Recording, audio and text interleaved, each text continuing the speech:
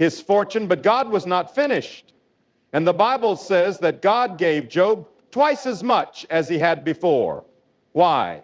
Because Job held on. Because Job never cursed God in his pain. Because Job said, though he slay me, yet will I trust him. And I believe God is raising up people with that same spirit. People who've walked through fire, who've battled storms, but who kept their faith when it didn't make sense. People who said, I may not understand what's happening, but I still trust God. And if that's you, get ready. Heaven is about to breathe on the dry bones of your life. What you lost is nothing compared to what God is about to give. Your weeping endured for a night, but joy is coming in the morning. You've mourned, but now you will dance.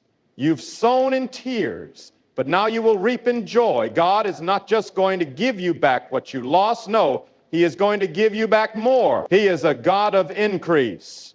He is a God of multiplication. And he doesn't restore you to where you were. He restores you to a place far better than you imagine.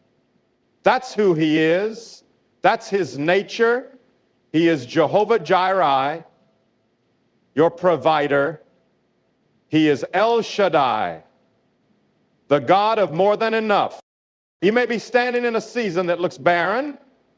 It may feel like you're in a wilderness. But remember this.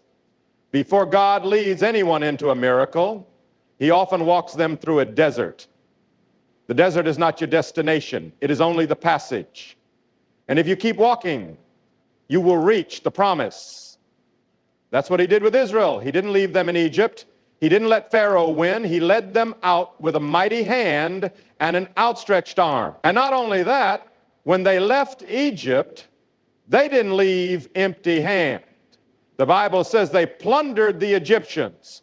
They walked out of slavery with silver, with gold, with cattle, and with the favor of God upon them. That's what restoration looks like when God does it.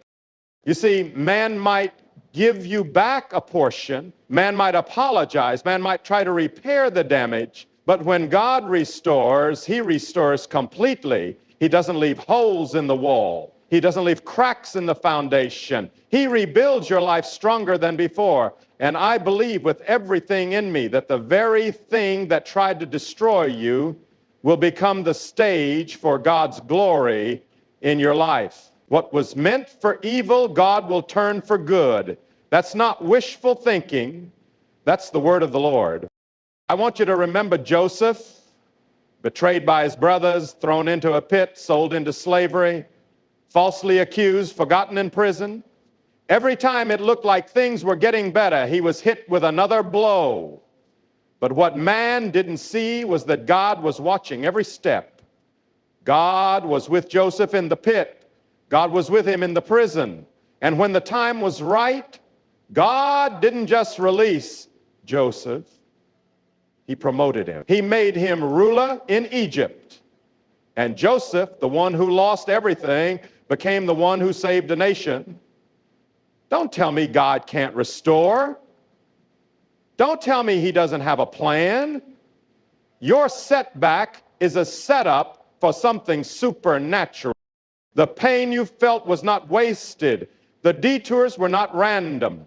God is weaving a tapestry of purpose behind the scenes. He is the master builder. He is the author and the finisher of your faith.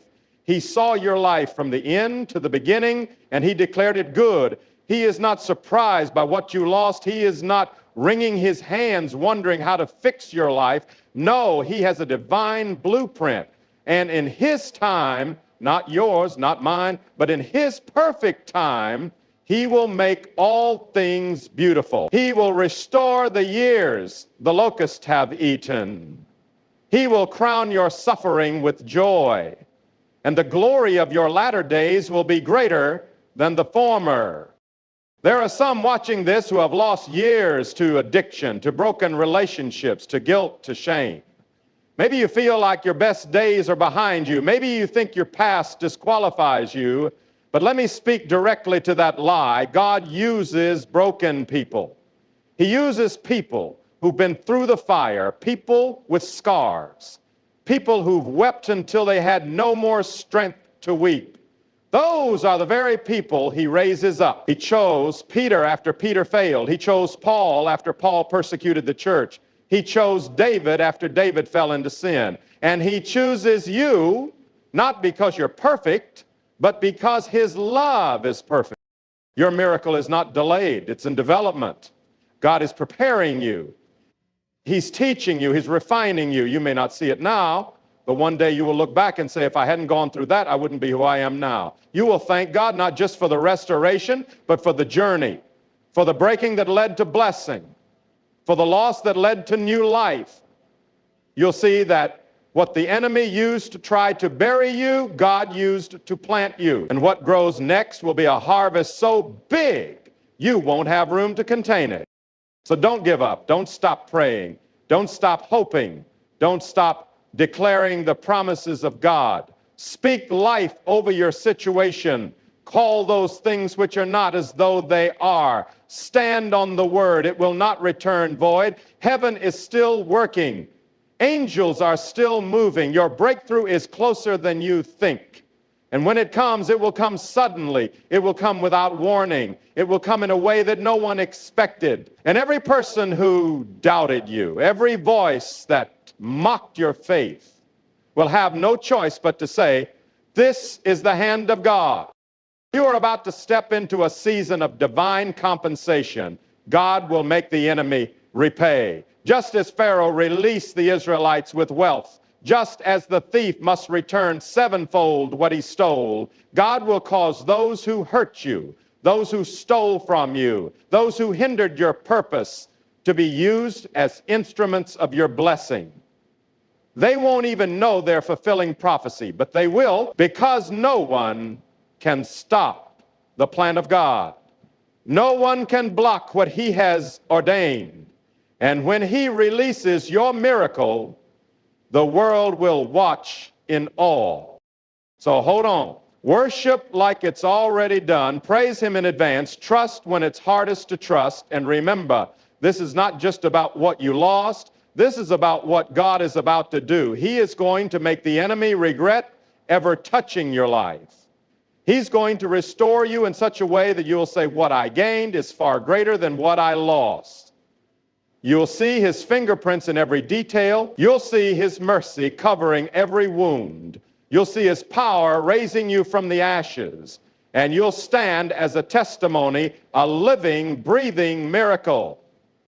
God will release a miracle that restores all you lost. Believe it, receive it, and live like it's already on the way.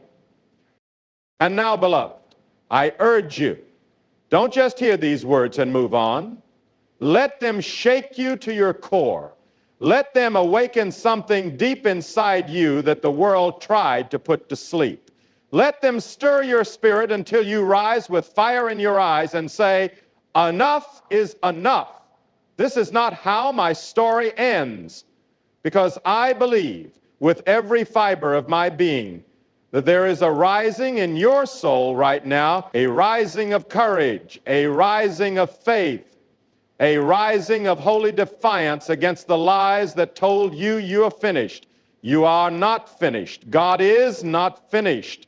What he started in you, he will complete. Not in defeat, but in glory. Not in shame, but in honor. Not in despair, but in victory. You must understand this truth. God doesn't waste pain. He doesn't ignore injustice. He doesn't overlook those who've walked faithfully through fire. Every trial you endured was planting seeds in the soil of your future. Every valley carved out room in your heart for a deeper joy. And every storm that beat against you only strengthened your roots for what's to come. You were not being buried, you were being planted. And now I declare, it is time to bloom, time to rise, time to walk into the abundance God has always had reserved for you. You may not feel worthy, you may not feel ready, but hear me. God doesn't consult your feelings before he moves. He consults his covenant. And the God of covenant never breaks his promise. When he says he will restore, he means it.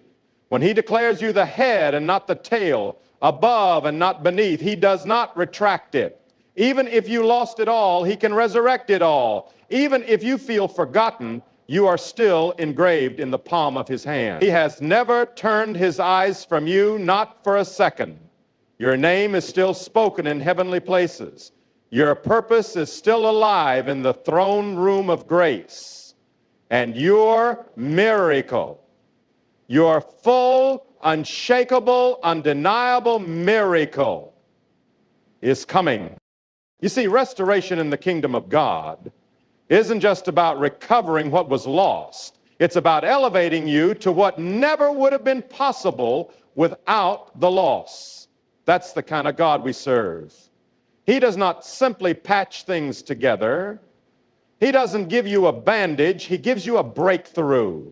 He doesn't just fix the wound. He gives you a testimony that heals others. When Jesus healed the blind, the lame, the broken, he didn't just restore them to physical health. He restored them to society, to purpose, to dignity. And that's what he wants to do with you. This miracle that's coming is not just to comfort you, it's to commission you. It's to give you a new assignment soaked in heaven's authority. But make no mistake, restoration requires preparation. God doesn't pour new wine into old wineskins. You must be willing to shed the old mindset. Let go of the bitterness. Release the resentment. Stop rehearsing the losses of the past and start prophesying the victories of the future. God wants to give you a miracle, but he also wants to make you a miracle to someone else. You were not called to live in constant survival mode. You were called to overflow. You were called to radiate the goodness of God. You were called to carry the aroma of heaven everywhere you go. That's why the fire didn't consume you, because God has a purpose that must come forth from your life. So rise up, child of God. Wipe the dust off your dreams. Pick up your faith again like a sword and declare war on the darkness that tried to bury your destiny. You are more than a conqueror, not just a survivor, not just someone who barely made it out. You are a warrior, chosen, equipped, and filled with the Spirit of the living God. The same Spirit that raised Jesus from the dead dwells in you. And that means resurrection is your inheritance. Revival is your portion. Restoration is your promise. Some of you need to start thanking God now before the miracle arrives. Thank him in advance.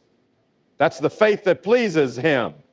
Praise him in the hallway before the door opens. Thank him not just for what he's done, but for what he is about to do.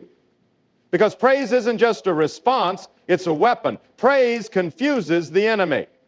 Praise brings down walls. Praise ushers in the power of God. Don't wait for everything to be perfect before you shout. Sometimes the shout is what brings the breakthrough. Remember Paul and Silas, locked in prison, chained in the dark, falsely accused. They didn't wait for daylight to sing. They didn't wait for justice to worship. They sang in the night. And the Bible says the prison shook, the doors flung open, and every chain was loose, not just theirs, but everyone's. Because when God moves, he moves completely. And he is about to move on your behalf. You've been faithful in the dark. You've kept believing when there was no reason to. And now the shaking is coming. The doors are opening. The chains are falling. Because God will release a miracle that restores all you lost. And not only will he restore, it will be public, it will be undeniable, it will be glorious. Because when God blesses you, he doesn't do it in secret. He prepares a table for you in the presence of your enemies. He anoints your head with oil and causes your cup to overflow. And those who mocked you, who doubted you, who said you'd never make it, they will have to watch as the Lord lifts you up and honors you with joy unspeakable and full of glory. And don't you dare feel ashamed of the blessing when it comes. Don't hide it. Don't minimize it. Don't apologize for it. You paid for that blessing in tears. You fought for it in prayer. You held on for dear life when everyone else walked away. You endured. You stayed faithful. And now God is going to make an open spectacle of His goodness in your life, not because of who you are, but because of who He is. Because